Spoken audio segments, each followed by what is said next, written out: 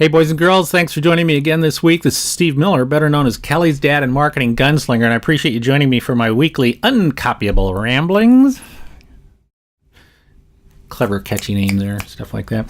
Okay, I was going to be talking about pricing this week because a lot of people did ask me to respond to that, to talk about that this week. But you know what? I'm going to move that back a week because I am going to talk about something that I think is a little bit more motivational and inspirational. Normally, I don't do this type of stuff, but my smoking hot wife Kay and I were watching the Olympics last night, and we love the Olympics, and it's amazing to watch these incredible athletes in all of these different sports, whether they are famous, whether they are not famous, whether they're playing badminton, swimming, running track,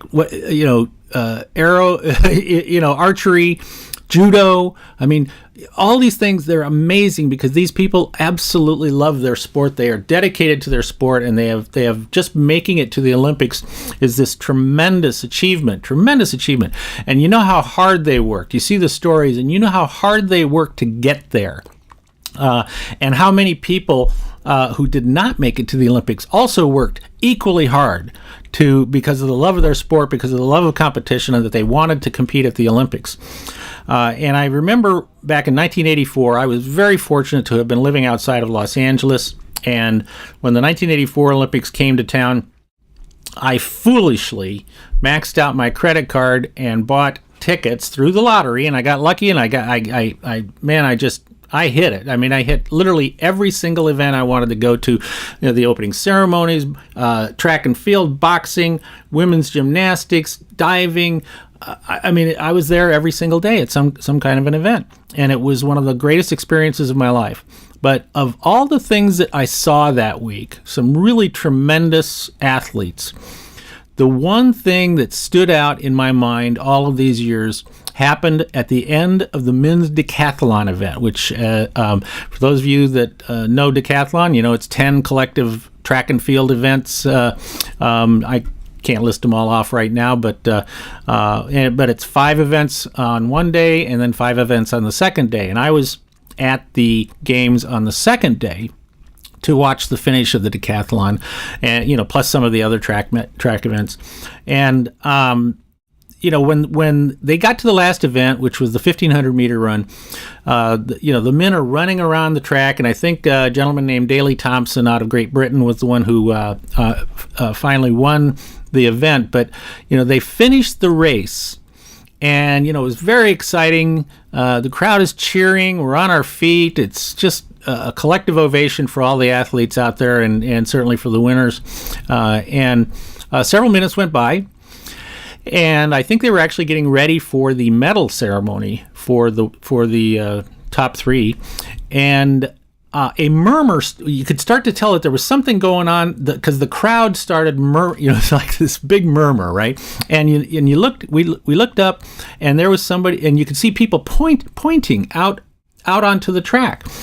And so we looked out there, and there was one person still on the track who was running around the track, and it was a guy who his left leg, one of his legs was heavily bandaged, very heavily bandaged, and he was more or less just shuffling down the track, had his head down, and you could tell it was very difficult for him to do this. He was barely going faster than a walk, but it was one leg in front of another, and next one.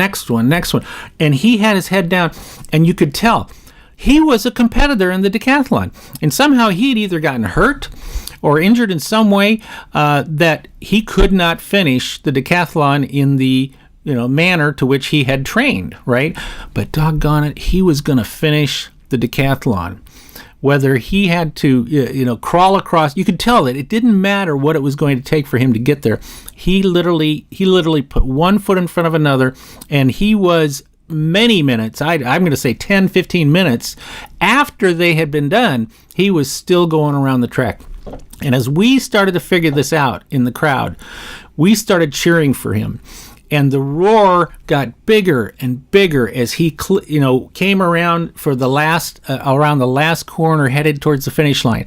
And by the time he crossed the finish line, the entire Coliseum, we were on our feet cheering this guy, clapping, yelling, screaming for this athlete who clearly was paying a big price to finally finish the race. And you knew that somebody like that probably was never going to be written up anywhere. I don't remember reading anything in the papers about him, although they should have. I tried to find stories about him on the internet. I couldn't find anything. But I remember to this day that guy. And when you see somebody like that, you see somebody who perseveres, you see somebody who has been working as hard as possible for that dream, for that goal, and then nothing was going to stop him from doing that. That was huge. That was huge. It was a huge lesson for me, and I've tried to pass that on to my my family, to my daughter Kelly. That in life. And I'm not the first one to say this, but in life, one of the things that is really huge is that winners make a habit of doing those things that losers don't like to do. That when they start a race, they finish the race. They don't just quit. They don't just stop because, he could have stopped. He could have not raced in that last race. He could have said, I tried. I did, I really tried, but I got hurt, and he could have done that, but he didn't. And I remember him to this day. He's a huge inspiration for me.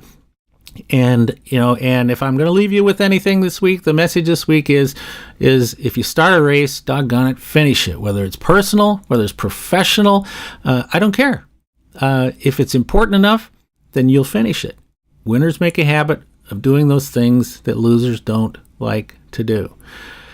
Hey, if you like that message today, do me a favor and share it with somebody, or comment. Send me some more emails. I love getting your emails and messages. I'll be back next week, kind of more back on track again with, business stuff. But that was important for me to share with you. Thanks again for watching. This is Steve Miller, better known as Kelly's dad and marketing gunslinger. And always remember, be uncopyable.